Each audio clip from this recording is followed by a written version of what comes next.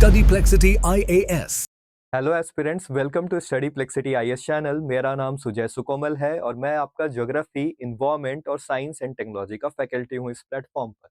Last videos में हमने geography के ऊपर बात किया था कि ज्योग्राफी सब्जेक्ट क्या है, ज्योग्राफी प्रीलिम्स और मेंस में कैसे उसकी तैयारी करें। इसके लिए मैंने ट्रेंड एनालिसिस वीडियो बनाया है जो बहुत ज़्यादा हेल्पफुल है अगर आप प्रीलिम्स की परीक्षा दे रहे हैं, मेंस की परीक्षा दे रहे हैं।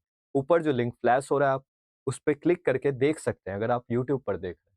अगर आप ऐप पर देख रहे हैं तो प्लेलिस्ट में जाके आप देख सकते हैं।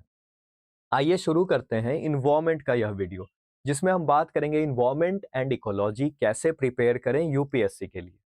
इन्वायरमेंट का जैसे ही सवाल आता है, जैसे ही नाम आता है, तो हमारे दिमाग में एज एन एस्पिरेंट बहुत ही बड़ा कौतूहल आ जाता है। और वो कौतूहल क्या आता है कि इसको कैसे प्रिपेयर करें। क्योंकि एक तो प्रीलिम्स परीक्षा में जैसे ही मैं आपको बात करूं, मैं सभी चीजें आपको वीडियो में दिखलाऊंगा, इसलिए स्किप नहीं करेगा ये वीडियो। प्रीलिम्स रिलेटेड मैं क्वेश्चंस भी आपको सॉल्व कराऊंगा इस वीडियो में, किस तरह के क्वेश्चंस आ रहे हैं, तो जरूर से पूरी तरह यह वीडियो देखिएगा। थोड़ा लेंदी हो सकता है यह वीडियो। प्रीलिम्स परीक्षा में आपको पता है कि 100 क्वेश्चन रहते हैं यूपीएससी के जीएस 1 पेपर में। उसमें से इन्वायरमेंट का अगर ट्रेंड देखें, ट्रेंड एनालिसिस अगर हम करें, तो 15 से 20 क्वेश्चन आते हैं प्रीलिम्स में। यानी 15 से 20 क्वेश्चन का मतलब है 40 मार्क्स के क्वेश्चन आ रहे हैं। किसी साल 15 आ रहे हैं, किसी साल 17 आ रहे हैं। 2023 में तो 21 क्वेश्चन आए थे इन्वायरमेंट। ट्रेंड एनालिसिस के लिए मैं अलग से एक वीडियो बनाऊंगा इन्वायरमेंट का, जैसे मैंने ज्योग्राफी का बनाया है जो बहुत हेल्पफुल है, देखिएगा। वैसे ही इन्वायरमेंट का भी मैं बनाऊंगा, आपको लिंक शेयर कर दूंगा जब बनाऊंगा। तो जैसे ही प्रीलिम्स परीक्षा में इतना ज्यादा वेटेज है, साथ ही मेंस परीक्षा की बात करें तो मेंस परीक्षा में जीएस 3 के अंदर ये आता है। जीएस 3 जो है मेंस का पेपर, उसके अंदर 250 मार्क्स का वो पेपर होता है। उसमें से 50 से 75 मार्क्स के क्वेश्चन सिर्फ इन्वायरमेंट से आते हैं। जीएस 3 में आपका इकोनॉमी भी है, इन्वायरमेंट भी है, साइंस टेक भी है। तो 250 मार्क्स में 50 से 75 मार्क्स के क्वेश्चन सिर्फ और सिर्फ इन्वायरमेंट से आ रहे हैं। तो इतना जब इंपॉर्टेंट सब्जेक्ट है, जहां पे प्रीलिम्स में 40 मार्क्स आ रहा है, कट ऑफ कितना जा रहा है, 90 मार्क्स के आसपास। तो 40 मार्क्स अगर आपके तैयार हो जाते हैं तो कितना इंपॉर्टेंट होगा ये समझना आपके लिए। आइए बात करते हैं इस वीडियो में। तो आगे बढ़ने से पहले यह स्लाइड देख लेते हैं थोड़ा सा, क्योंकि इंपॉर्टेंट स्लाइड है। इस स्लाइड पे हम लास्ट में भी आके बात करेंगे, पहले थोड़ा सा समझ लेते हैं। यानी इस पूरे वीडियो में आपको देखने को मिलेगा कि कैसे हम कोर कॉन्सेप्ट्स को अपना स्ट्रॉन्ग करेंगे। इस पूरे लेक्चर्स में कोर्स डिजाइन में कैसे विदाउट कोर कॉन्सेप्ट समझे हुए क्या इकोलॉजी होता है, क्या इन्वायरमेंट होता है, क्या इकोटोन होता है, आप फर्दर कॉन्सेप्ट्स पे नहीं जा सकते। तो वो बेसिक सोर्सेज से हम देखेंगे। इसमें मैं आपको बुक्स बताऊंगा, मैगजीन्स बतलाऊंगा, कहाँ से आपको तैयारी करनी है, पूरा अप्रोच आपको बतलाऊंगा। तो पूरी तरह से वीडियो को देखिएगा। कैसे हमें स्टैटिक को डायनेमिक से लिंक करना है। जब मैं आपको इस वीडियो में पीवाईक्यूज यानी प्रीलिम्स के क्वेश्चंस दिखलाऊंगा तो आपको बतलाऊंगा कि कैसे आप क्वेश्चंस पूछ रहे हैं। अगर आप स्टैटिक के कॉन्सेप्ट, आपके कोर कॉन्सेप्ट स्ट्रांग नहीं है, तो हो सकता है दोनों मिक्स्ड क्वेश्चन है, यानी कोर कॉन्सेप्ट भी उसमें है और आपका डायनेमिक भी, यानी कहाँ पे वो नेशनल पार्क है वो पूछ रहा है, और नेशनल पार्क में कौन सा स्पीसीज है। जैसे मस्क डियर के बारे में उसने पूछा था कि मस्क डियर कौन से सेंचुरीज में पाया जाता है। आगे स्लाइड में मैं आपको दिखलाऊंगा। तो मस्क डियर कहाँ पे पाया जाता है, उसके पीछे क्या ज्योग्राफी है, वहाँ का हाइट क्या है, उस माउंटेन का हिमालय पे पाया जाता है तो 2500 मीटर हाइट है। तो स्टैटिक नॉलेज आपको पता है। उसके बाद उस सेंचुरी को आपने मैप कर रखा है डायनेमिक। अगर वो न्यूज़पेपर में आया है तो आपको पता है कि मुझे नोट करके रखना है। तो कैसे आप स्टैटिक और डायनेमिक के बीच एक इंटरलिंकेज बना पाते हैं। पीवाईक्यूज हम देखेंगे ही इस वीडियो में, जहां पे यूपीएससी रिपीट करता है। इसके लिए अलग से मैं एक वीडियो बनाऊंगा ट्रेंड एनालिसिस, तो उसमें डिटेल में बात करेंगे। और इसमें कैनॉट इग्नोर लिंकेजेस, जो मैं आपको आगे भी बतलाऊंगा, बहुत इंपॉर्टेंट है कि अगर आपको इन्वायरमेंट पढ़ना है, अगर आपको इन्वायरमेंट पढ़ना है तो विदाउट ज्योग्राफी, विदाउट साइंस का बेसिक नॉलेज, यानी ज्योग्राफी का बेसिक नॉलेज अगर आपके पास नहीं है, साइंस का बेसिक नॉलेज आपके पास नहीं है, इंटरनेशनल रिलेशंस का आपका बेसिक नॉलेज नहीं है, तो आपके लिए मुश्किल हो जाएगा। जैसे फॉर एग्जांपल इंटरनेशनल रिलेशन में आपको पता चलना चाहिए कौन सा देश कहाँ पे है, तभी आप मैपिंग कर पाइएगा। कौन सा देश में कौन सी इन्वायरमेंट के एक्ट्स आए हैं, पॉलिसीज आई है, रियो समिट कहाँ पे हुआ है, कौन से देश में हुआ है, क्योटो प्रोटोकॉल कौन सा देश में हुआ है, मिनामाटा कन्वेंशन कौन सा देश में हुआ है। वैसे ही ज्योग्राफी में अगर आपको नॉलेज नहीं है, कहाँ की मिट्टी कैसी है, कहाँ की रेनफॉल कैसी है, तो आपको पता ही नहीं चलेगा क्लाइमेट चेंज क्यों हो रहा है वहाँ पे। वैसे ही इन्वायरमेंट में साइंस का भी इम्पोर्टेंस है। साइंस में आपको पता होना चाहिए कि मशरूम्स बैक्टीरिया है, फंगाई है, क्या है, उस तरह से अगर आपको बेसिक नॉलेज पता है साइंस में, अगर आपको बेसिक फंडामेंटल चैप्टर्स पता हैं बायोलॉजी के, तभी आप एक स्थापित कनेक्शन साबित कर पाइएगा इन्वायरमेंट का। अगर आपको ये स्लाइड समझ में आ रहा है, इस स्लाइड पे हम आगे भी बात करेंगे जब हम कोर्स स्ट्रक्चर एक बार आपको समझा देंगे। तो होपफुली आपको यहाँ तक इस वीडियो में सब चीजें क्लियर हैं।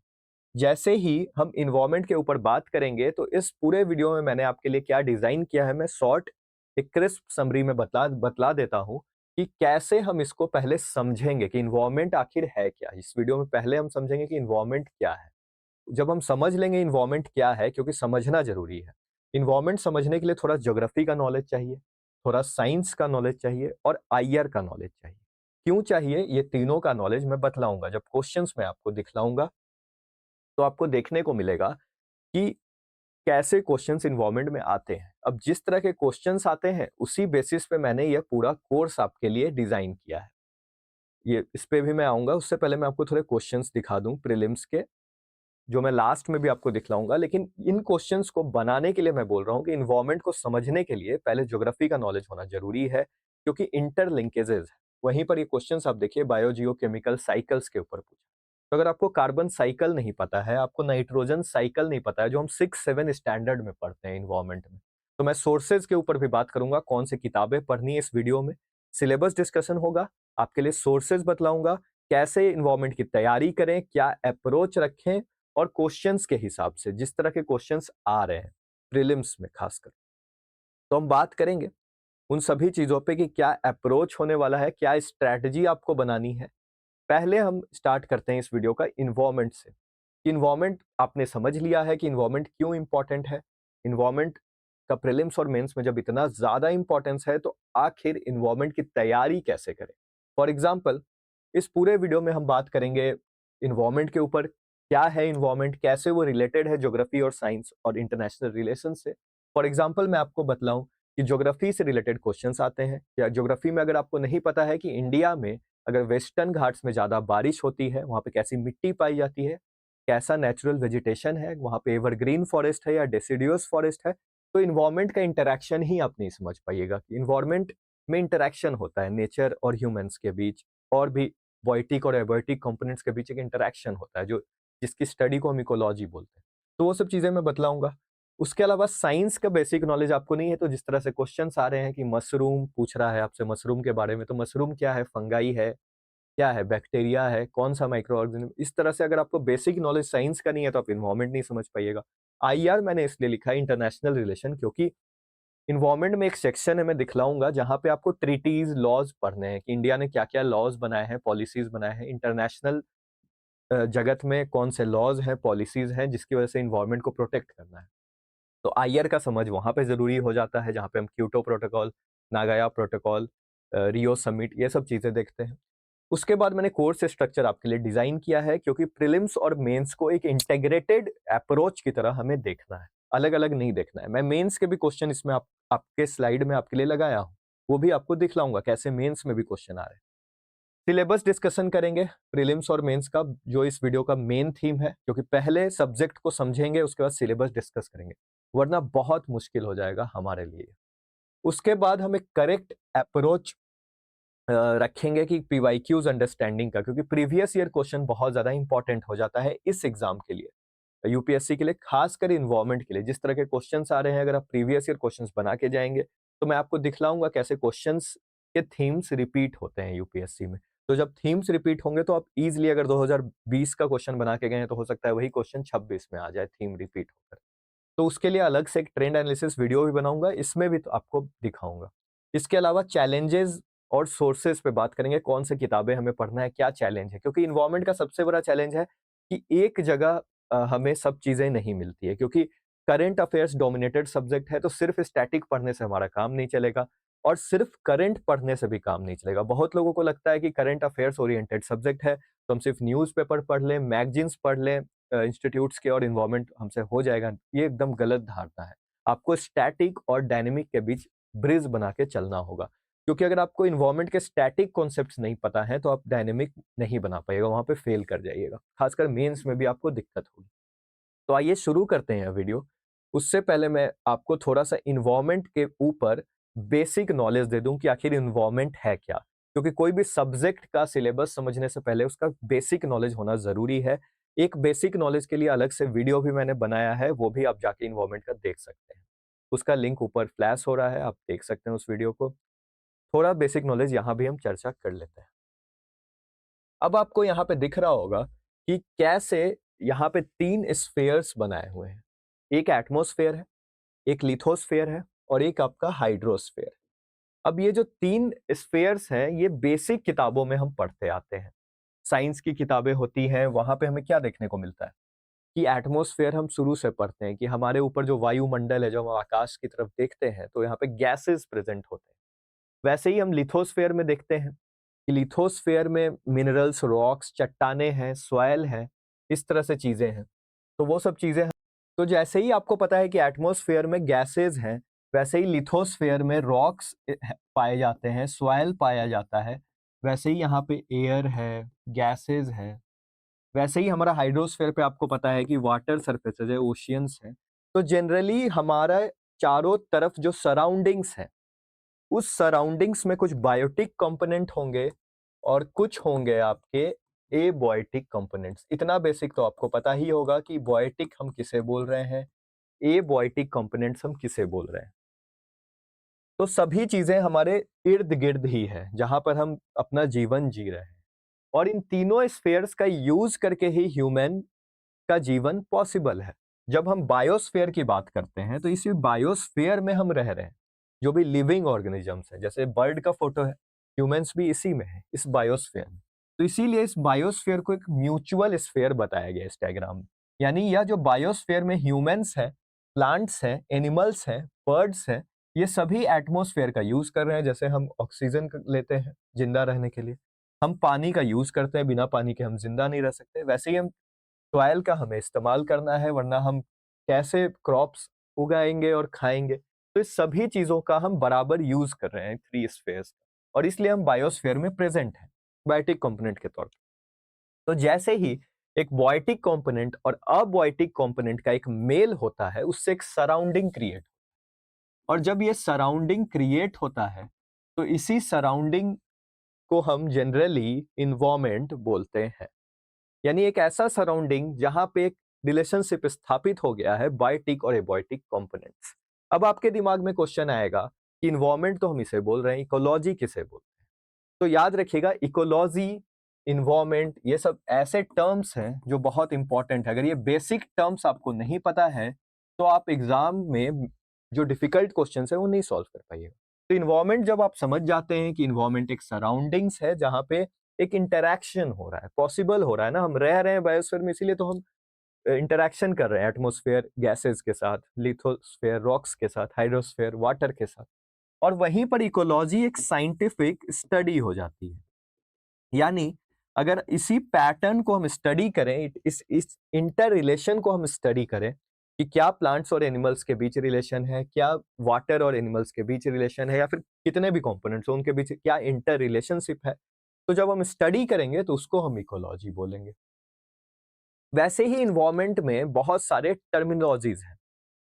जैसे आप जानते होंगे एक इकोटोन होता है, जैसे आपने नाम सुना होगा इकोटोन का। तो वह क्या होता है, जहां पर बहुत सारे इकोसिस्टम, जनरली दो इकोसिस्टम या दो से ज्यादा इकोसिस्टम मर्ज करते हैं। फॉर एग्जांपल अगर मैं इंडिया की बात करूं तो आपको पता है कि इंडिया में यह वाला जो पोर्शन है बंगाल का, वहां पे बंगाल में एक जगह है सुंदरबन। तो सुंदरबन में एक लैंड इकोसिस्टम और एक वाटर इकोसिस्टम, वाटर है यहाँ पे बे ऑफ बंगाल में, यहाँ पे लैंड है। दोनों लैंड इकोसिस्टम और वाटर इकोसिस्टम आके मर्ज करता है, इसलिए वहां पे आपको दिखता होगा मैनग्रोव्स पाए जाते हैं, स्पेशल टाइप का एक स्पीसीज है। तो जनरली मैनग्रोव जो हैबिटेट्स है, प्लांट्स जो वहां पे स्पीसीज ट्रीज पाए जाते हैं मैनग्रोव्स के, जनरली वो क्यों पाए जाते हैं, क्योंकि यहाँ पे दो डिफरेंट इकोसिस्टम मर्ज हो रहा है। तो वैसे ही ये जो कॉन्सेप्ट्स हैं इकोटोन के हो गए, इकोसिस्टम क्या होता है, इकोसिस्टम एक फंक्शनल यूनिट है जहां पर इंटरैक्शन पॉसिबल है बायोटिक और एबॉयटिक कंपोनेंट्स का। वैसे इन्वायरमेंट क्या है, इकोलॉजी क्या है, ये बेसिक डिफरेंसेस है, लेकिन इसका आधार वही है जहां हमने क्लास 6 से अपनी पढ़ाई शुरू की थी। जहां हमने एटमॉस्फेयर जानना सीखा था, जहां हमने लिथोस्फेयर जानना सीखा था, हाइड्रोस्फेयर जानना सीखा था। और जब हम इस जीवन में हमें जीवन मिला है प्रकृति से, नेचर से, तो नेचर का वैल्यू करना हमें सीखना बहुत जरूरी है।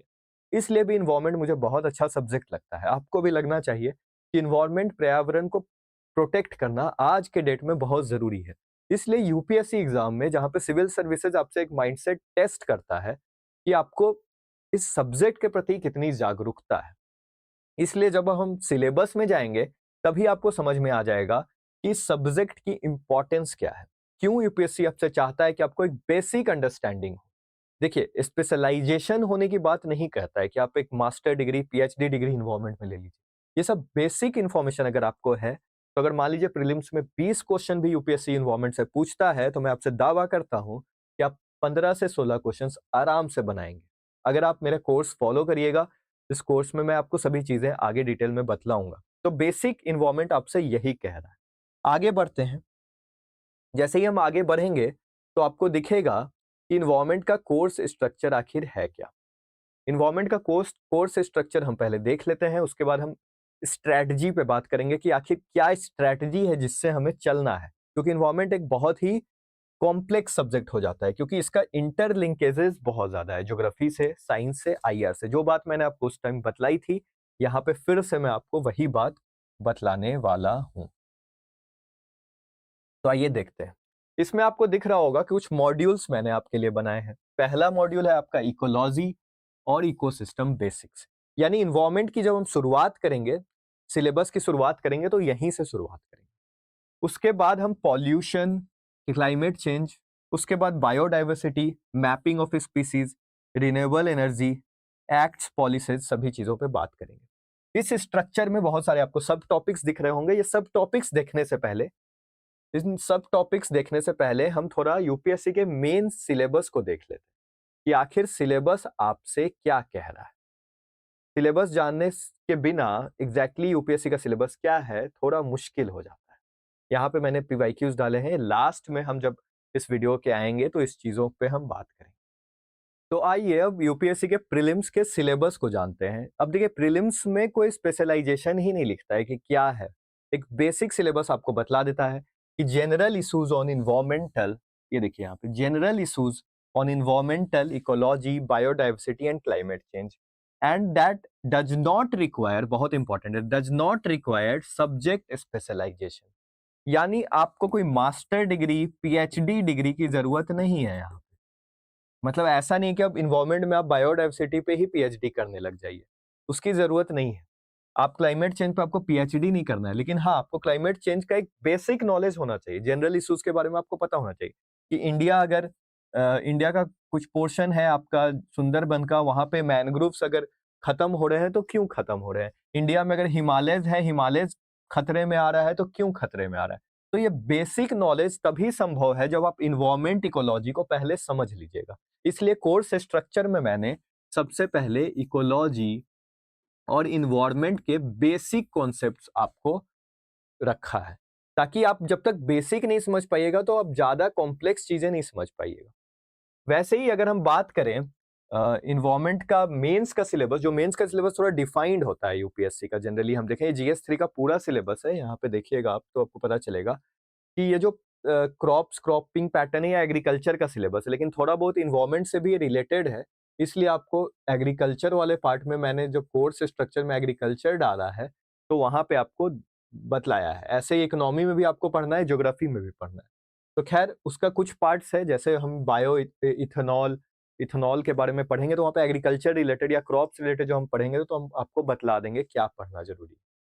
उसके अलावा मेन जो इन्वायरमेंट का सिलेबस है मेंस का, वो ये है कि कंजर्वेशन, इन्वायरमेंटल पॉल्यूशन, ये वर्ड्स देखिएगा, conservation, environmental pollution and degradation, environmental impact assessment. यानी आपसे वो जानना चाह रहा है कि आखिर इम्पैक्ट क्या है, असेसमेंट क्या है, आप पॉल्यूशन क्या है, डिग्रेडेशन क्या है, कंजर्वेशन क्या है, कैसे इन्वायरमेंट को कंजर्व किया जाएगा, कैसे पॉल्यूशंस बढ़ रहे हैं तो हम इन्वायरमेंट को प्रोटेक्ट कर सकते हैं, कैसे हम एक इम्पैक्ट असेसमेंट करेंगे, एग्जाम करेंगे, ताकि हम चीजों को समझ पाए। तो मेंस का यही सिलेबस है। मेंस के सिलेबस के अनुसार ही मैंने क्या किया है आपके लिए, एक कोर्स स्ट्रक्चर पूरा का पूरा, ये हिंदी में भी लिखा है, आप देख सकते हैं सिलेबस हिंदी मीडियम स्टूडेंट्स के लिए। मैंने आपको पूरा कोर्स स्ट्रक्चर डिज़ाइन किया है। वापस आते हैं कोर्स स्ट्रक्चर में, उससे पहले मैं आपको बतला दूँ कि मेंस जीएस 1 का जो सिलेबस है ज्योग्राफी का, वहाँ भी कुछ चीज़ें हैं जो एनवायरनमेंट से इंटरलिंक है। तभी मैंने बोला था कि एनवायरनमेंट ज्योग्राफी को साथ में पढ़ना ज़रूरी है। ज्योग्राफी लेक्चर में मैंने आपको ये चीज़ बतलाई थी। जैसे फॉर एग्ज़ाम्पल अगर आप देखिएगा तो यहाँ पे दिया हुआ है कि इम्पोर्टेंट जियो फिजिकल फेनोमेनन्स यानी डिजास्टर्स के बारे में बोल रहा है, cyclone, tsunami and their features and locations, changes in critical geographical features. देखिए यहाँ पे कितना इंपॉर्टेंट बात ये बोल रहा है कि changes in critical geographical feature, यानी पहले से कोई ज्योग्राफिकल फीचर प्रेजेंट है उसमें चेंज आ रहा है। और चेंज क्यों आ रहा है? चेंज आ रहा है आपका क्लाइमेट चेंज की वजह से, ग्लोबल वार्मिंग की वजह से। तो यहीं पर इन्वायरमेंट का रोल आ जाता है कि क्या वाटर बॉडीज, क्या आइस कैप्स, ग्लेशियर्स पिघल रहे हैं, मेल्टिंग ज्यादा हो रहा है ग्लोबल वार्मिंग की वजह से, और इफेक्ट क्या है फ्लोरा एंड फौना। अब यही आ गया biotic and abiotic components, plants and animals, मतलब प्लांट्स एनिमल्स और भी जो चीजें हैं हमारे धरती पे। तो जैसे ही हम इन चेंजेस को पढ़ेंगे, क्लाइमेट चेंज पढ़ेंगे, तो यहाँ पे ये जो ज्योग्राफी का सिलेबस है ये इन्वायरमेंट से कैसे आपसे लिंक्ड है, ये हम चीज मैंने आपको दिखलाने के लिए ये स्लाइड बतलाया। अब इसके अलावा आपको सिलेबस जब आपने जान लिया है, ये हिंदी में लिखा है, आप देख सकते हैं, वही प्राणी जगत में परिवर्तन की बात कर रहा है। तो जैसे ही आपको ये चीज़ पता चल जाता है, तो वैसे ही अब एनवायरनमेंट के ऊपर हम जब बात करते हैं, तो यह चीज़ हमें साफ दिखता है कि एक डायनामिक पेपर है, जहाँ पे हम सिर्फ़ स्टैटिक चीज़ें तो पढ़ नहीं सकते। तो क्लाइमेट चेंज अगर हमें पढ़ना है, तो स्टैटिक नॉलेज हमें होना चाहिए इंडिया के बारे में, उसका इकोलॉजिकल कॉन्सेप्ट, एनवायरनमेंट क्या है, वहाँ पे मैंग्रोव कहाँ है, स्टैटिक नॉलेज होना चाहिए। लेकिन अब क्लाइमेट चेंज समझने के लिए हमें ग्लोबल वार्मिंग से क्या चेंजेज़ आ रहे हैं, तो उसके लिए हमें पैटर्न को, प्रीलिम्स का खासकर जो पैटर्न है, उसको समझने के लिए एक अप्रोच लेना होगा। इस पूरे वीडियो में हम अप्रोच पे बात करेंगे कि कैसे प्रीलिम्स का पैटर्न इवॉल्व कर रहा है, कैसे हमें करेक्ट सोर्सेज समझने होंगे कि स्टैटिक और डायनामिक सिलेबस का हम एक जोड़ बना पाएँ। और इसी चीज़ को सॉर्ट आउट करने के लिए, ताकि स्टैटिक और डायनामिक सिलेबस एक जगह पे आपको मिल जाए, मैंने एक कोर्स स्ट्रक्चर पूरा डिज़ाइन किया है, जो मैं अभी आपको बतलाऊँगा। Strategy how to approach and solve, जब हम एमसीक्यू दिखाएँगे आपको, तो आपको वहाँ पे बतलाएँगे कि कैसे आपको वो सॉल्व करना है। बेसिकली अगर हम बात करें, तो सबसे पहले हम कोर्स स्ट्रक्चर में देखेंगे कि understanding the core concepts of environment, ecology, जो भी टर्मिनोलॉजीज हैं फ्रॉम बेसिक सोर्सेज। उसके बाद हम स्टैटिक एनवायरनमेंट को डायनेमिक से लिंक करेंगे, पीवाईक्यूज इस वीडियो में सॉल्व करेंगे। और हम लिंकेजेस को इग्नोर नहीं कर सकते हैं, जो लिंकेजेस ऑलरेडी प्रेजेंट है उन लिंकेजेस को हम इग्नोर नहीं कर सकते हैं। तो आइए अब शुरुआत करते हैं कोर्स स्ट्रक्चर का। कोर्स स्ट्रक्चर में हमें देखने को मिलता है कि कैसे फर्स्ट में मैंने आपके लिए बनाया है, फर्स्ट सेक्शन जो है इकोलॉजी एंड इकोसिस्टम बेसिक्स, यानी यूपीएससी आपसे किस तरह का क्वेश्चन यहाँ पर पूछता है। अभी क्वेश्चंस भी मैं दिखलाऊंगा, तो इस वीडियो को भी देखते रहिएगा, तभी आपको समझ में आएगा। इकोलॉजी इकोसिस्टम में मैंने आपको कुछ चीजें बताई थी कि कैसे इन्वायरमेंट के बारे में आपको पता होना चाहिए, कैसे इकोलॉजी और इन्वायरमेंट की क्या डिफरेंस है, कैसे इकोटोन हो गया, कैसे बायोम किसे बोलते हैं हम, बायोम छोटा यूनिट होता है कि इकोसिस्टम छोटा यूनिट होता है, इकोसिस्टम क्या होता है। इस तरह के चीजें जो बेसिक कॉन्सेप्ट्स ऑफ इकोलॉजी में आपके आएंगे, जो मैंने यहाँ पे लिखा है। अगर बेसिक कॉन्सेप्ट्स आपको पता है कि प्लांट्स और एनिमल्स कैसे इंटरैक्ट कर रहे हैं, उनके इंटरैक्शन को क्या बोल रहे हैं, कौन से टर्मिनोलॉजीज बोल रहे हैं, तो वहां से डायरेक्ट क्वेश्चन आता है। उसके अलावा इकोलॉजिकल सक्सेशन जो बहुत इंपॉर्टेंट है, कैसे एनर्जी फ्लो होता है, क्या पिरामिड है एनर्जी फ्लो होने का, यह सब चीजें हम देखेंगे। ऊपर से नीचे फ्लो होता है, नीचे से ऊपर कहाँ फ्लो होता है, मास एनर्जी के कॉन्सेप्ट्स देखेंगे जहां से क्वेश्चंस आते हैं। अब ये इस तरह के जो क्वेश्चंस आते हैं ना, ये एकदम स्टैटिक हो गए, इसमें कोई डायनेमिक पोर्शन नहीं है, करंट अफेयर्स नहीं है। तो अगर आपके पास एडवांटेज है, अगर इस कंसेप्ट्स को आप समझ लीजिएगा, जहां से हम स्टार्ट करेंगे इन्वायरमेंट की पढ़ाई, तो ये क्वेश्चंस डायरेक्टली आपके बन जाएंगे, चाहे वो प्रीलिम्स में हो, मेंस में जनरली नहीं आते हैं। जहां पे मेंस के क्वेश्चन आएंगे मैं वहां पे बतलाऊंगा, ये प्रीलिम्स में आते हैं। इसके बाद इन्वायरमेंट एंड इकोसिस्टम कॉन्सेप्ट्स वही चीजें हैं जो इकोसिस्टम आपको समझना है, कैसे रिएक्ट करना है, उसके फंक्शंस क्या है, स्ट्रक्चर क्या है इकोसिस्टम का। साथ ही यह बहुत इंपॉर्टेंट है, बायोकेमिकल साइकिल्स, इस पे डायरेक्टली सवाल आया था 2023 में या 21 में, मैं आपको दिखाऊंगा, अभी स्लाइड में ऐड कर रखा है मैंने ये सबके क्वेश्चंस। बायोकेमिकल साइकिल्स में सल्फर साइकिल क्या होता है, बचपन से आप पढ़ते हैं, नाइट्रोजन साइकिल क्या होता है, कार्बन साइकिल क्या होता है, फास्फोरस साइकिल क्या होता है, biomes, aquatic life, marine organisms, ये सभी के कॉन्सेप्ट जब हम समझ लेंगे तो हमारा मॉड्यूल यह कंप्लीट हो जाएगा। इसके बाद जो सेकेंड मॉड्यूल मैंने आपके लिए बनाया है वो है पॉल्यूशन एंड क्लाइमेट चेंज।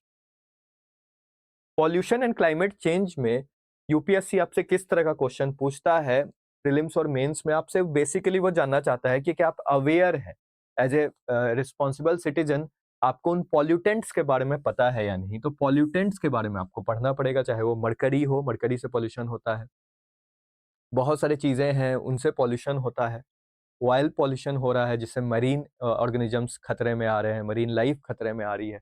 तो इस तरह के जो पॉल्यूशंस हैं, एयर पॉल्यूशन है, वाटर पॉल्यूशन है, सॉइल पॉल्यूशन है, नॉइज पॉल्यूशन है, बहुत सारे पॉल्यूशन यहाँ पे नहीं लिखे हैं मैंने, लेकिन उस पर क्वेश्चंस आते हैं आप।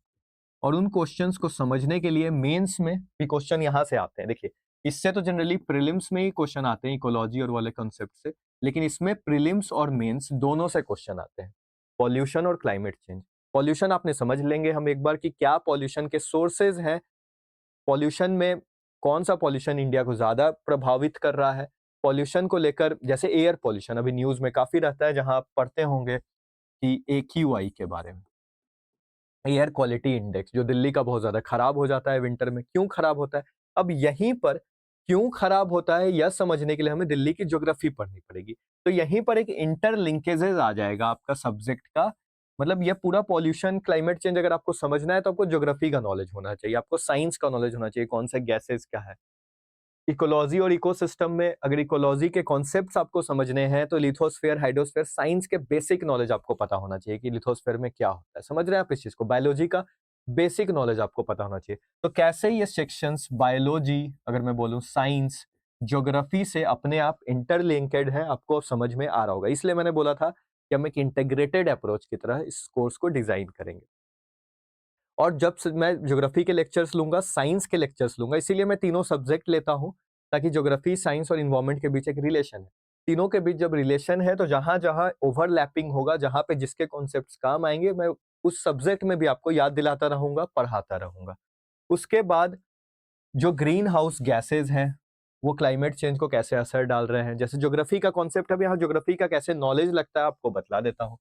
जैसे सन से आता है एनर्जी अर्थ पे, तो आपको पता है कि सन से जो थर्मल इंसोलेशन आता है, हमें मिलता है, वो अर्थ जब पहुंचता है तो अर्थ गर्म हो जाती है। जब पृथ्वी गर्म हो जाती है तो वापस रेडिएट करती है एनर्जी एटमॉस्फेयर में। तो एनर्जी जब वापस रेडिएट करती है तो लॉन्ग वेव रेडिएशन के फॉर्म में रेडिएट करती है, जिसे हम टेरेस्टेरियल रेडिएशन बोलते हैं, पार्थिव विकिरण।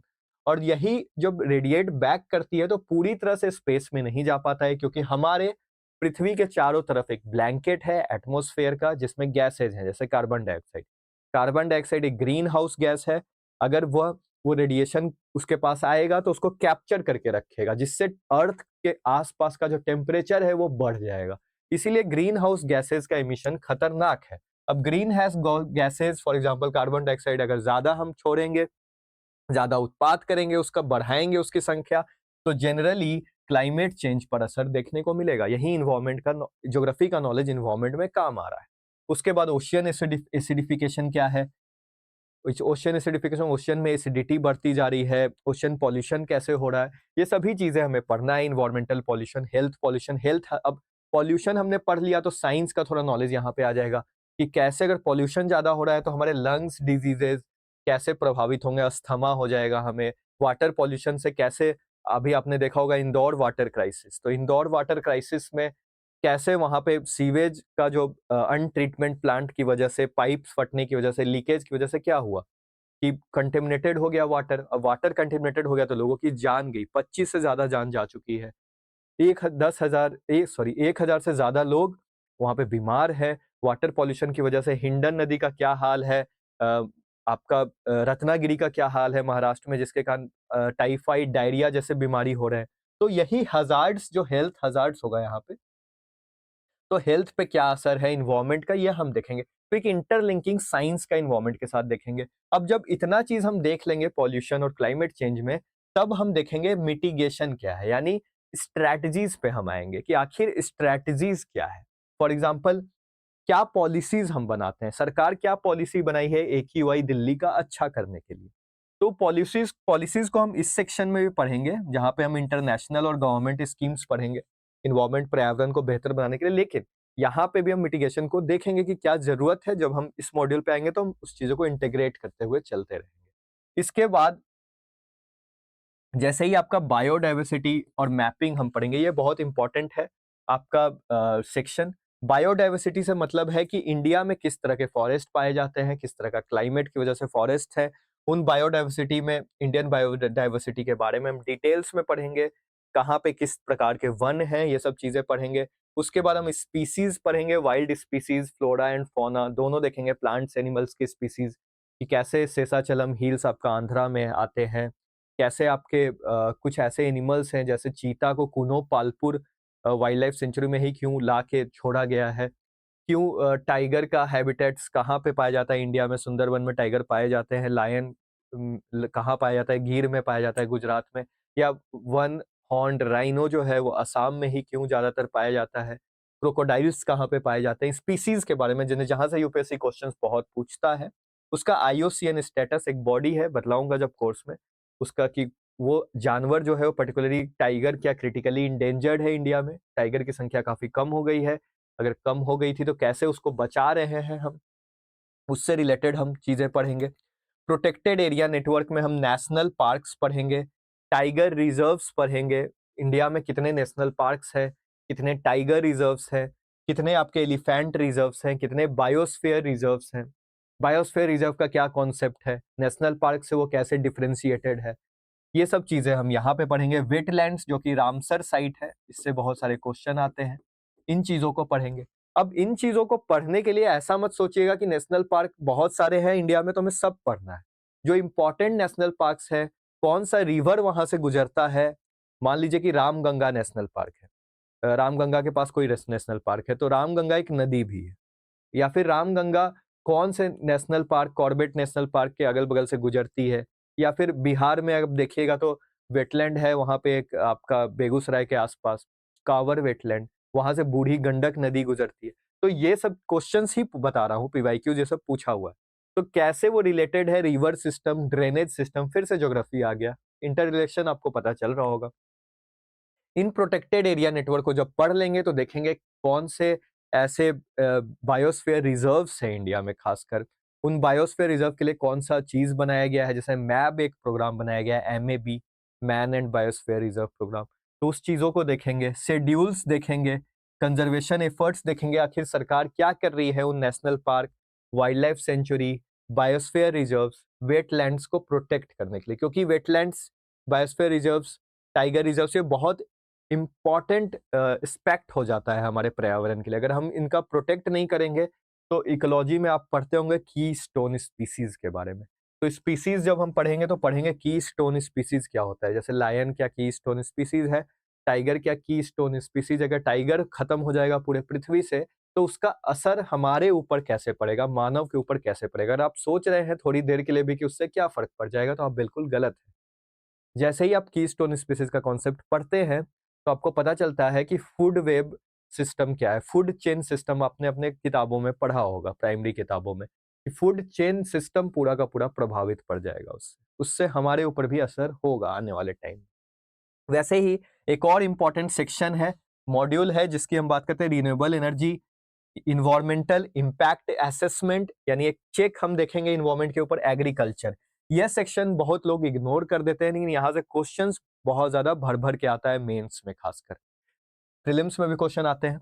और यहाँ से आपको बेसिक नॉलेज पता होना चाहिए कि रिन्यूएबल एनर्जी जब हम पढ़ रहे हैं, तो अब देखिए यहाँ पे साइंस कैसे ओवरलैप कर जाएगा इन्वायरमेंट से, साइंस का नॉलेज होना आपके लिए जरूरी है। सोलर एनर्जी क्या है, उसमें न्यूक्लियर फ्यूजन क्या है, न्यूक्लियर फिजन क्या है, ये सब का नॉलेज आपको पता होना चाहिए। हाइड्रोजन से हीलियम का कन्वर्जन कैसे होता है, संलयन की प्रक्रिया क्या है।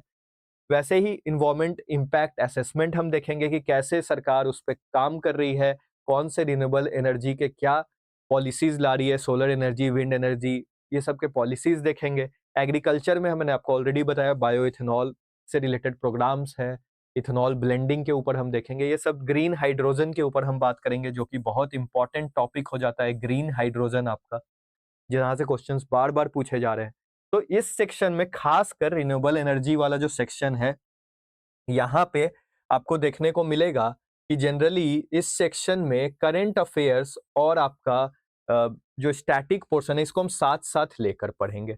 इसके बाद जो हमारा बहुत इंपॉर्टेंट सेक्शन है, लास्ट मॉड्यूल है, वो है एक्ट्स। बहुत इंपॉर्टेंट है ये acts, policies, conventions, institutions and international government schemes. यानी इसमें वैसे सभी तरह के एक्ट्स, पॉलिसीज जो भी गवर्नमेंट बनाती है इन्वायरमेंट को, कन्वेंशंस बनाती है।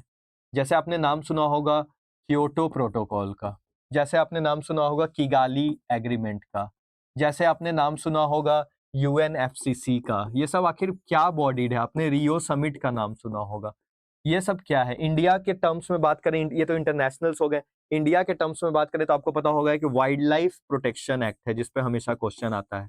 इंडिया में वाइल्ड लाइफ प्रोटेक्शन एक्ट क्या है? इंडियन फॉरेस्ट एक्ट कैसा है? कितने सारे फॉरेस्ट के लिए एक्ट हैं? 4 एक्ट हैं फॉरेस्ट को बचाने के लिए। कैंपा क्या है? कंजर्वेशन एक्ट होता है कैंपा करके। वैसे ही एयर बॉडीज के लिए मतलब एयर पॉल्यूशन के लिए कौन से एक्ट्स हैं भारत में? जैसे CAQM है, जैसे नाक्स है, ये सब AQI है। तो उस तरह के एक्ट्स, पॉलिसीज इंटरनेशनल का भी पढ़ेंगे और इंडिया का भी पढ़ेंगे, दोनों पढ़ेंगे। जहाँ पे हम देखेंगे different laws, acts, policies and their impacts and mitigation in details. Details में पढ़ेंगे, कैसे एनालाइज करेंगे इन्वायरमेंटल इश्यूज को। अब देखिए यहाँ पे जब आप एक्ट्स, पॉलिसीज पढ़िएगा ना, तो यहाँ पे जो सब्जेक्ट का लिंकेज आएगा वो IR का आएगा, यानी इंटरनेशनल रिलेशन का। यानी इंटरनेशनल रिलेशन की बाउंड्रीज जब आप समझ रहे हैं तो आपको पता है कि रियो समिट कब हुआ था, 1992 में हुआ था, 72 में हुआ था, 82 में हुआ था। ये सब चीजें आपको पता होनी चाहिए, क्योंकि IR में, इंटरनेशनल रिलेशन में, तभी आप चीजों को कनेक्ट कर पाएगा कि उसके फिर जैसे ही रियो समिट में बनाया गया कि हम इन्वायरमेंट को प्रोटेक्ट करेंगे, कैसे हमने वीना कन्वेंशन साइन किया, कैसे हमने पेरिस एग्रीमेंट साइन किया, या फिर जो अलग तरह के एग्रीमेंट है क्लाइमेट चेंज को लेके, या फिर आपने नाम सुना होगा COP25। इस तरह से आप हमेशा करंट अफेयर्स में सुनते होंगे, कॉन्फ्रेंस ऑफ पार्टीज। इस तरह की बैठक होती है जिसमें इन्वायरमेंट चेंज से रिलेटेड चीजों पे डिस्कस किया जाता है, इश्यूज पे डिस्कस किया जाता है।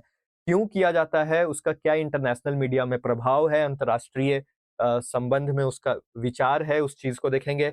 भारत उससे कैसे प्रभावित होता है और भारत ने क्या क्या लॉज बनाए हैं। क्या भारत के पास अपना फॉरेस्ट को प्रोटेक्ट करने के लिए कुछ लॉ है? क्या वाइल्ड लाइफ को प्रोटेक्ट करने के लिए WPA एक्ट है?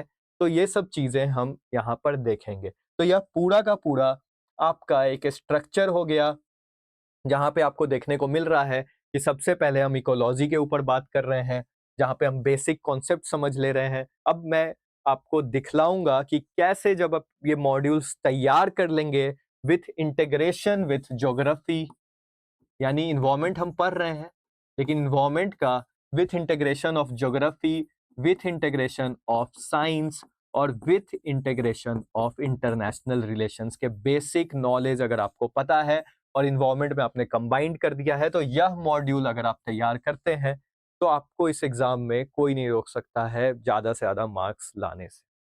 अब हमने जब इतना चीज देख लिया है, सिलेबस डिस्कशन कर लिया है, तो आगे चलते हैं, क्वेश्चंस को देख लेते हैं।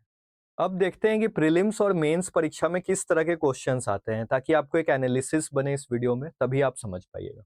देखिए, बायो जियोकेमिकल साइकिल्स के ऊपर पूछ रहा है। जो पहला मॉड्यूल था, याद करिए, जिसमें हमने बोला था कि इकोलॉजी और इन्वायरमेंट के बेसिक कॉन्सेप्ट्स को हम कवर करेंगे। वहीं पर कुछ साइकिल्स हमें पढ़ना होगा, जहां पे हम नाइट्रोजन साइकिल, कार्बन साइकिल पढ़ते हैं। ये कार्बन साइकिल क्या होता है, नाइट्रोजन क्या होता है, फास्फोरस क्या होता है, सल्फर क्या होता है। तो बेसिक पूछ रहा है, in which one of the following cycles the weathering of rock is the main source of release of nutrient. यानी आप जानना चाह रहा है इन साइकिल्स में वेदरिंग ऑफ रॉक्स, यानी रॉक्स से जो वेदरिंग होता है उससे जो मिनरल्स होते हैं वो डिटैच हो जाते हैं। तो जनरली ये फास्फोरस साइकिल में देखने को मिलता है। बाकी जो साइकिल है, फास्फोरस साइकिल में जब लैंड पे ये सब चीजें होती हैं।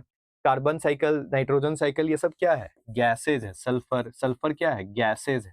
तो वैसे ही बेसिक नॉलेज अगर आपको पता है कि कार्बन एक गैस है, नाइट्रोजन एक गैस है, सल्फर एक गैस है, तो ऐसे ही फास्फोरस जनरली क्या है? एक एलिमेंट्स है।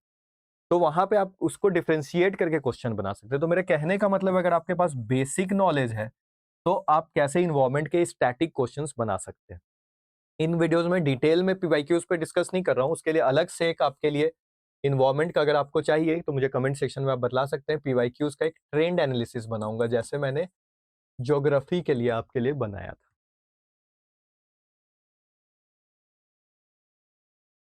अब नेक्स्ट देखते हैं नेक्स्ट क्वेश्चन। अब देखिए यहाँ पे क्वेश्चन है जो कि जो मॉड्यूल्स ध्यान में रखिएगा, आपके दिमाग में सेट हो जाना चाहिए। पहला क्वेश्चन जो मैंने दिखाया पहला मॉड्यूल से, यह जो क्वेश्चन इसमें स्पीसीज के बारे में पूछ रहा है, तो ये कौन सा मॉड्यूल हो जाएगा जहां पे मैंने आपको बायोडाइवर्सिटी और ये स्पीसीज के बारे में एक मॉड्यूल बतलाया था। तो वहां पे आपसे जानना चाह रहा है कि मस्क डियर जो है वो कौन से सेंचुरी में इंडिया में पाया जाता है। तो अब सेंचुरीज के बारे में अगर आपको नॉलेज नहीं है तो आप नहीं समझ पाइएगा कि जनरली ये कहाँ पूछ रहा है। मस्क डियर एक स्पेशल टाइप ऑफ डियर है, अगर आप गूगल करेंगे तो आपको पता चलेगा कि 2500 मीटर से ऊपर के हाइट में पाया जाता है, यानी जनरली ये हिमालयज वाले रीजन में पाया जाएगा। अब यहाँ पे बेसिक नॉलेज अगर आपको पता है, अगर आपने स्पीसीज के बारे में, मैं आपको पढ़ाऊंगा ये डिटेल में कौन कौन इंपॉर्टेंट स्पीसीज हमें पढ़ना है, टाइगर, डियर, एलिफेंट, घड़ियाल, ये सब, डॉल्फिन्स।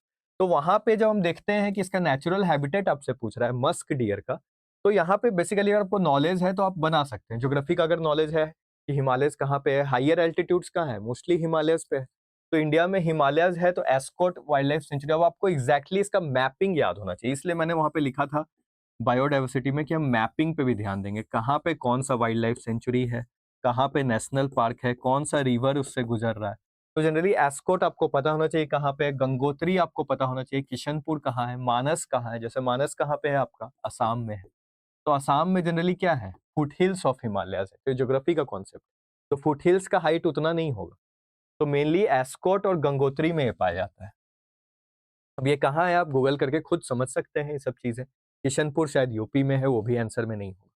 तो इस तरह से कैसे ज्योग्राफी का अगर आपको बेसिक नॉलेज है कि एल्टीट्यूड हाई रहेगा वहीं पे मस्क डिगर पाया जाएगा, और स्पीसीज का नॉलेज है, तो उसको इंटीग्रेट करके आप इन क्वेश्चंस को सॉल्व कर सकते हैं। वैसे ही नेक्स्ट क्वेश्चन जब हम देखेंगे तो नेक्स्ट क्वेश्चन हमें देखने को मिलता है कि विच वन ऑफ द फॉलोइंग, देखिए फिर से वही पूछा है, बारहसिंघा एक स्पेशल टाइप का स्वैम्प डियर है जो कहाँ पाया जाता है, कान्हा में, मानस में, मुदुमलाई में। तो इस तरह से स्पीसीज से भी क्वेश्चंस आ रहे हैं।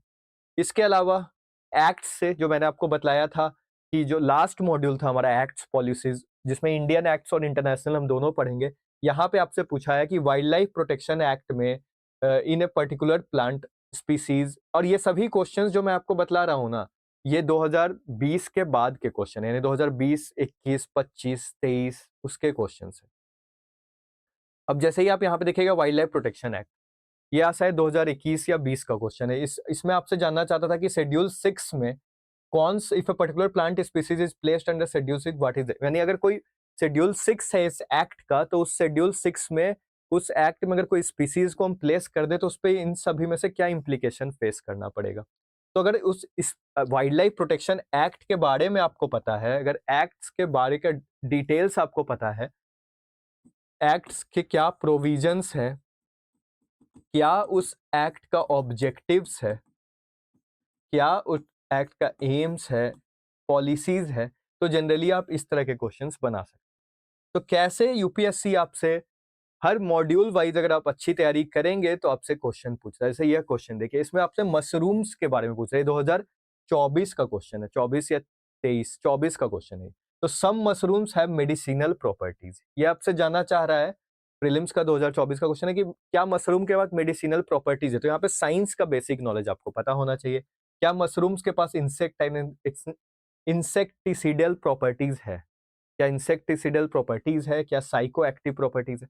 तो जनरली मशरूम्स पहले आपको यह समझना होगा साइंस का बेसिक नॉलेज लेकर कि क्या वह कौन सा है, फंगी है, बैक्टीरिया है, तभी आप उसके प्रॉपर्टीज को डेवलप कर पाएंगे। ये सभी कोर्सेज में मैं आपको बतलाऊंगा कैसे इन क्वेश्चंस को आपको सॉल्व करना है। फिर से देखिए, ये आपका 2023 का क्वेश्चन है जहां पे आपसे पूछ रहा है which how many of the following are nocturnal. Generally आपसे जानना चाह रहा है कि लायन टेल्ड मकाऊ एक तरह का जानवर है, मलाबार किवेट और सांबर डियर, इन तीनों जानवर में कौन सा जानवर रात को एक्टिव होता है। तो जब हम स्पीसीज पढ़ेंगे अपने कोर्सेज में तो वहां पे हम ये सभी चीजें आप डिटेल्स में पढ़ेंगे कि कौन सा जानवर का क्या कैरेक्टरिस्टिक्स है, जो इंपॉर्टेंट जानवर है। इंडियन स्क्विरल्स के बारे में पूछा है कि क्या उनका क्या कैरेक्टरिस्टिक है, वो ओमनीवोरस है। इस तरह के स्पीसीज के क्वेश्चंस बहुत सारे आते हैं। इसके अलावा आपको देखने को मिलेगा, अब हम मेंस क्वेश्चन की बात करें तो प्रीलिम्स के कुछ क्वेश्चंस हमने देखे कि प्रीलिम्स में कैसे स्पीसीज से आ रहे हैं, एक्ट से आ रहे हैं, कैसे बेसिक इन्वायरमेंट से भी क्वेश्चन आ रहा है। तो सभी चीजें जब हम पढ़ लेंगे इस कोर्स में, जब आगे के लेक्चर्स आएंगे तो आपको एक कॉन्फिडेंस भी बन जाएगा कैसे आपके क्वेश्चंस बनने लगेंगे। अब मेंस के कुछ क्वेश्चंस देखते हैं जहां पर हम यह देखेंगे कि मेंस में किस तरह का क्वेश्चन पूछता है। देखिए, कार्बन कैप्चर पूछ रहा है आपसे और फिर से पूछ रहा है what is the potential role of carbon capture in tackling climate change. तो पहले आपको बेसिक नॉलेज होना चाहिए कि क्लाइमेट चेंज क्या है, कार्बन कैप्चर सिस्टम क्या है, क्या कार्बन, कैसे कार्बन का प्रोपोजिशन कंपोजिशन इंक्रीज हो रहा है। बेसिक नॉलेज मेंस का क्वेश्चन है 2025 का। आपको जनरली ये चीजें पता होनी चाहिए। तो बेसिक अगर अंडरस्टैंडिंग है, कोई सब्जेक्ट स्पेशलाइजेशन से आपसे नहीं पूछ रहा है। वैसे ही देखिए, ये एक्ट से क्वेश्चन पूछा है। पेरिस एग्रीमेंट एक एक्ट है जो इंडिया ने साइन भी किया था। तो what right a review on India's climatic commitments under the Paris agreement, 2015 में ये साइन हुआ था। तो इंडिया ने इससे क्या सीखा, इससे क्या इफेक्ट पड़ा, how has the first NDC national determined contribution intended by India has been updated. यानी पूरी पूरी तरह से एक पॉलिसी के ऊपर मेंस में क्वेश्चन पूछा है जीएस 3 में। वैसे ही पॉल्यूशन के ऊपर भी क्वेश्चंस आते हैं। मैंने आपको उस टाइम बताया था। देखिए, ऑयल ऑयल पॉल्यूशन के ऊपर what are its impact, marine ecosystem पे उसका क्या इम्पैक्ट पड़ रहा है। पॉल्यूशन अगर बढ़ जाएगा तो फिशेज पे खतरा है, मैनग्रोव्स पे खतरा है, जो flora and fauna of marine है। In what way oil pollution particularly harmful of a country like India, क्योंकि इंडिया का आपको भी पता है कि इंडिया में जनरली आपको क्या देखने को मिलता है कि इंडिया की जो पेनिनसुलर वाला जो पार्ट है, खासकर गुजरात से आपका ये वाला, ये तीनों साइड पे आपको देखने को मिलेगा कि इधर अरेबियन सी है, इधर बे ऑफ बंगाल है और इधर आपका इंडियन ओशियन है। तो बहुत वास्ट हमारा क्या है, सी का कांटेक्ट है, जो कोस्टल कांटेक्ट है हमारा, वो बहुत लंबा है, coastal boundaries from Gujarat to Bengal. तो जनरली इसलिए पॉल्यूशन से इंडिया पे क्या असर है, मेंस में आपसे जानना चाह रहा है। कोई सब्जेक्ट स्पेशलाइजेशन की जरूरत नहीं है, आपको समझ में आ रहा होगा। तो अब जैसे ही हमने देख लिया कि किस तरह के क्वेश्चंस आते हैं, अब कुछ इंपॉर्टेंट स्लाइड्स मैंने आपके लिए बनाए हैं। पीडीएफ आपको टेलीग्राम ज्वाइन करिएगा, वहां पे मैं मिल जाएगा आपको। जैसे पॉल्यूशन से 2011 में कैसे कोल इमिशंस, 2012 में सीएफसी, जो आपको पता होगा कि सीएफसी क्लोरोफ्लोरोकार्बन क्या होता है, ओशियन एसिडिफिकेशन। ये कुछ जो टॉपिक्स मैंने लिखे हैं ना, ये आपके लिए इंपॉर्टेंट है कि इन टॉपिक्स से बार बार पीवाईक्यूज रिपीट करता है यूपीएससी। अगर मैं बात करूं प्रीलिम्स की और मेंस की, यानी यह पीवाईक्यूज ही है। प्रीवियस ईयर क्वेश्चंस के कुछ ऐसे टॉपिक्स हैं, मैं बोल सकता हूं important favourite topics of UPSC है, जहां से हमेशा क्वेश्चंस आता है। 2015 में फ्लाई एस पूछा, 2016 में एयर क्वालिटी इंडेक्स पूछा, 17 में बायो रिमेडिएशन टेक्निक, 19 में मीथेन के बारे में, 20 में बेंजीन के बारे में। ऐसे करते हुए ये कुछ स्लाइड्स बनाए हैं, आप पॉज करके इनको देख लीजिएगा। जब हम कोर्स पढ़ेंगे तो वहां भी इन चीजों को हम पढ़ेंगे। जैसे टर्म्स इन एनसीईआरटी, जैसे एनसीईआरटी की किताबें, जब हम सोर्सेज के ऊपर अभी बात करेंगे तो देखेंगे कैसे 2016 में वायरस के ऊपर क्वेश्चन आया, बैक्टीरिया के ऊपर आया, बीओडी क्या होता है रिवर का 2017 में पूछा, 2022 में नाइट्रोजन फिक्सेशन क्या होता है, एसिड रेन क्या होता है, नाइट्रोजन सल्फर कंपाउंड्स क्या होते हैं, लीचेन क्या होता है, 21 में पूछा है आपसे। वैसे ही 2012 में बैक्टीरिया फंगाई, 14 में लीचेंस, 15 में डगोंग, मॉन्ट्रियल प्रोटोकॉल, इस तरह के क्वेश्चंस आए हैं। पीवाईक्यूज मैंने यहाँ पे टॉपिक्स लिखे हैं बेसिकली, और ये टॉपिक्स जनरली रिपीट होते हैं, थीम्स रिपीट होते हैं। तो इन चीजों को अगर आप समझ रहे हैं तो बहुत ही अच्छी बात है आपके लिए। अब सोर्सेज में आने से पहले मैं आपसे कुछ बोलूंगा जो बहुत इंपॉर्टेंट है, कि कैसे इन टॉपिक्स को समझने के लिए हमारा क्या एक्चुअल में अप्रोच रहने वाला है। तो मैंने स्टार्टिंग में ही आपसे बात की थी कि प्रीलिम्स पैटर्न और मेंस पैटर्न दोनों, मेंस का तो पैटर्न डिफाइंड है, खासकर प्रीलिम्स का जो पैटर्न है वो इवॉल्व कर रहा है। यहाँ पे फैक्चुअल क्वेश्चन भी आ रहे हैं, आप देख रहे हैं, करंट अफेयर से भी लिंक्ड अप क्वेश्चन आ रहे हैं। तो कैसे हम स्टैटिक और डायनेमिक सिलेबस को साथ में लेके चलें, तो मैं आपको सोर्सेज बताऊंगा। कौन सा स्ट्रेटजी तो मैंने आपको बतला ही दिया कि कैसे हम कोर्स स्ट्रक्चर डिजाइन करेंगे, कैसे पढ़ेंगे। पहले बेसिक्स, इन्वायरमेंट इकोलॉजी कॉन्सेप्ट्स के बारे में, फिर बायोडाइवर्सिटी के बारे में, पॉल्यूशन के बारे में, क्लाइमेट चेंज, कैसे हम साइंस को इंटीग्रेट करेंगे। स्ट्रेटजी में मैंने ऑलरेडी आपको बतला दिया कैसे हम ज्योग्राफी के नॉलेज को इंटीग्रेट करेंगे, साइंस के नॉलेज को, आईआर के नॉलेज को इंटीग्रेट करके इन्वायरमेंट में साथ साथ पढ़ते रहेंगे।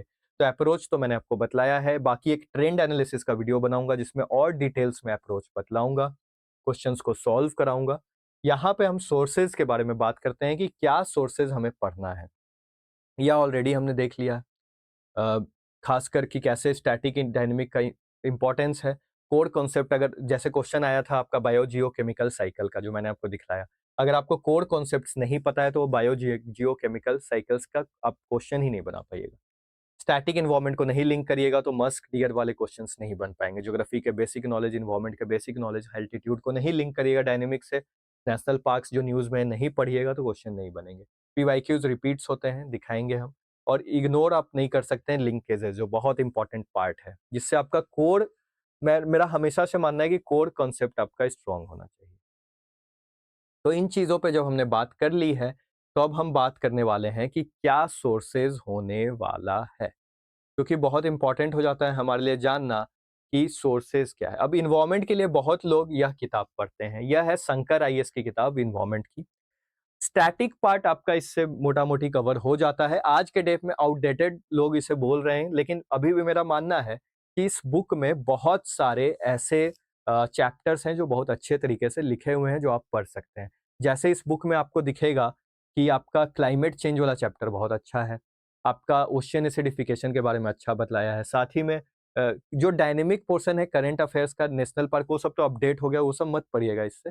जो इसके स्टैटिक कॉन्सेप्ट्स है ना, वो आप पढ़ सकते हैं। जैसे इकोलॉजी क्या है, इकोटोन क्या है, पिरामिड ऑफ एनर्जी कैसे हो बनता है, कैसे एयर पॉल्यूशन के बेसिक कॉन्सेप्ट बहुत अच्छे लिखे हैं।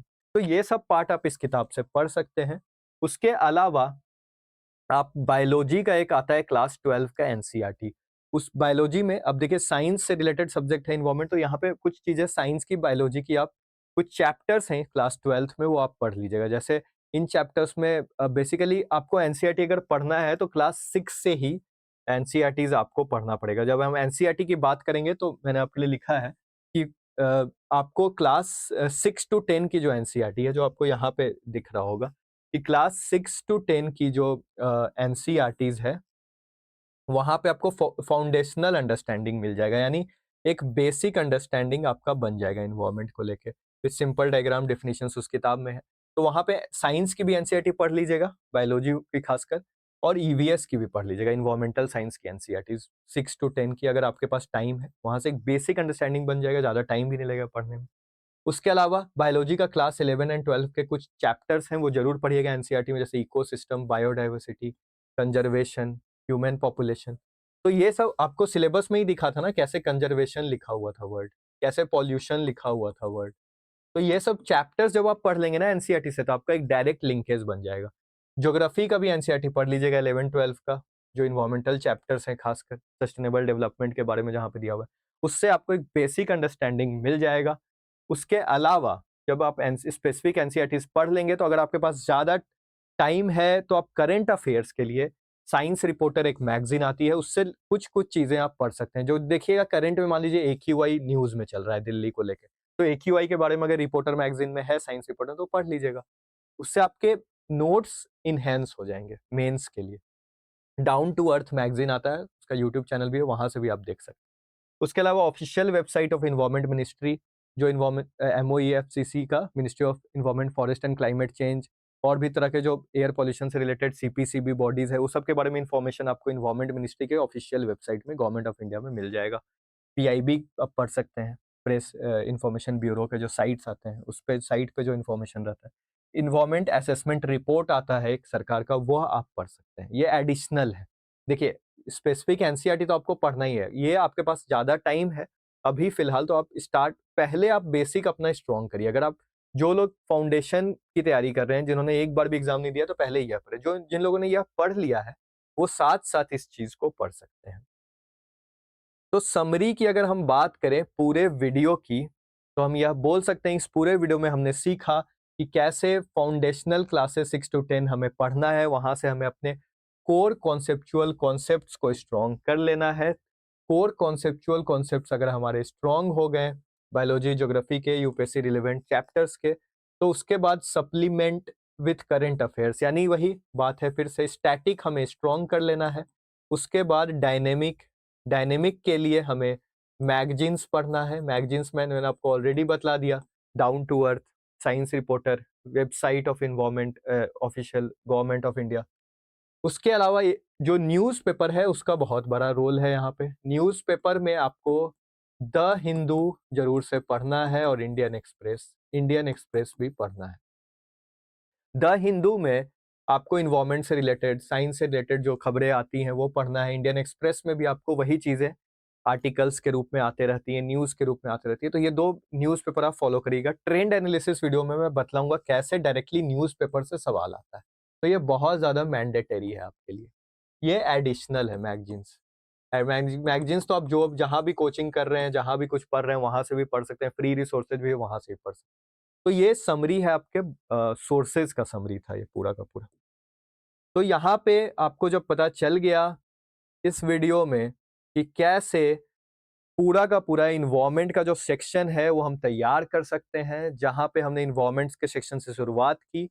हो सकता है आपको कुछ चीज़ें समझ में नहीं आई होंगी, तो इसके लिए आप मुझे कमेंट सेक्शन में बतला सकते हैं, मैं फिर से उसके लिए वीडियो बनाऊँगा आपके लिए। लेकिन जो बेसिक चीज़ें मैंने बात की, कोर कांसेप्ट कैसे तैयारी करनी है, अप्रोच क्या है, इग्नोर नहीं करना है हमें लिंकेजेस, पीवाईक्यूज़ हमें इग्नोर नहीं करना है, वो सब चीज़ें अगर आपको समझ आई हैं या वीडियो अच्छा लगा है, तो ज़रूर से इस वीडियो को लाइक करिएगा, ज़्यादा से ज़्यादा शेयर करिएगा, चैनल को सब्सक्राइब करिएगा, ताकि और वीडियोज़ आपको इम्पोर्टेंट इस तरह के मिलते रहें। साथ ही अगर आप ऐप पर देख रहे हैं तो सीरियस एस्पिरेंट्स के साथ इसे शेयर करिए। Thank you for watching this video. मिलते हैं अपने नेक्स्ट वीडियो में।